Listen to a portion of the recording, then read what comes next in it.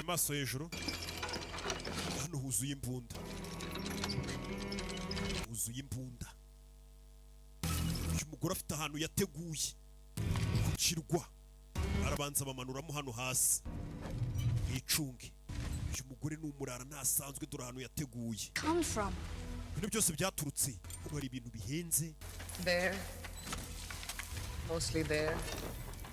Byaturutse hariya hakurya iriya. Umugore aza hano. Ubufuma hano.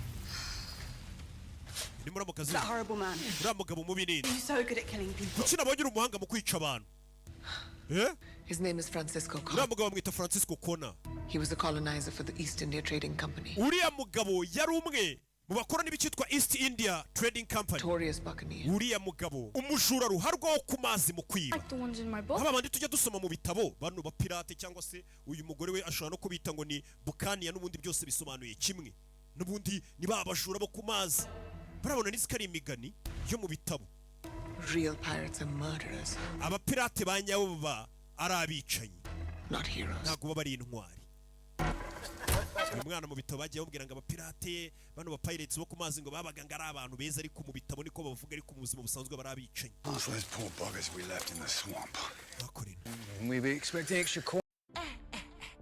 Mukiriya waraki uri umunyamugisha.